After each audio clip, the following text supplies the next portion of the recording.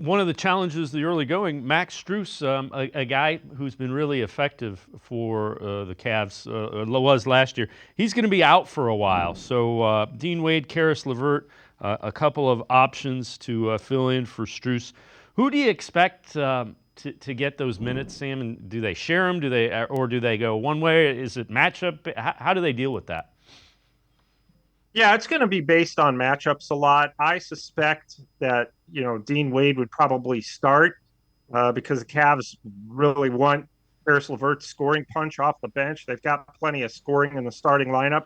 And Dean Wade, I mean, his strength is his defense and his intangibles. He's not a guy out there looking to take 10, 12 shots. And that's a good thing because you have enough of those guys in the starting lineup, right, between Mitchell, Garland, and Mobley.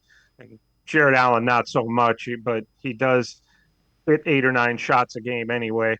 So, I think that with if you start Levert, then all of a sudden you've got a kind of a hole to fill off the bench and looking for bench scoring. Whereas if you start Wade, you get that size, you get kind of those intangibles, you get a guy who doesn't need the basketball to contribute alongside your 4-4. So I would suspect that Wade will get the start, but to me, it's if you're talking about who's going to get more of Max Strus's minutes, that's probably going to come down to Levert, Isaac Okoro, and whoever else, depending on matchups. But to me, it's yeah, maybe Wade will start play 5 minutes of each half or 7 minutes of each half, and Levert will get the bulk of those minutes until Strus comes back, presumably in mid-November. All right. So also, you tweeted this out earlier. Some inactives that we know for the Raptors: R.J. Barrett, the main one; Bruce Brown, Olynyk, Walter, all out. And again, Cavs. Obviously, any season you want to start out right foot. They, Strus being out is it's a concern. He's a guy that helps them play the way they want to play. Yeah, I mean, you're going to be lacking that, theoretically outside shooting, but more than that, you're talking about a guy who gives great effort in Max Strus and is kind of that emotional leader. You don't see Max Strus smiling a whole lot on the court. It's business all the time. And yeah, I mean, we always talk about the core four, but really beyond those four people on the Cavs, those guys are important. And Strus is vital, in terms of, like I said, just making sure that the effort is there.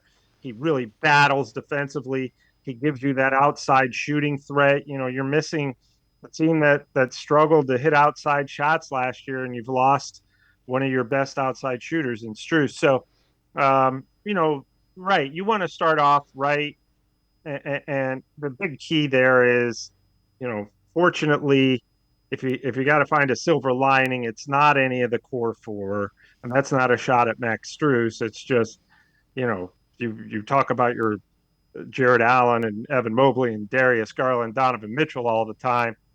One of those guys would be a really big loss, especially 6 weeks as Strus is going to be out. But I just think for them, you know, you can fill in that gap with a Dean Wade and a Karis LeVert and then essentially an Isaac Okoro, maybe even Jalen Tyson, the rookie. You're going to have to replace Strus kind of by committee in that way, and you're losing something off the bench. So, not an ideal start, but at the same time, uh, just go out and play your game, play as well as you can with the guys you have. And I would suspect the Cavs would be okay and be able to overcome that loss of Strus.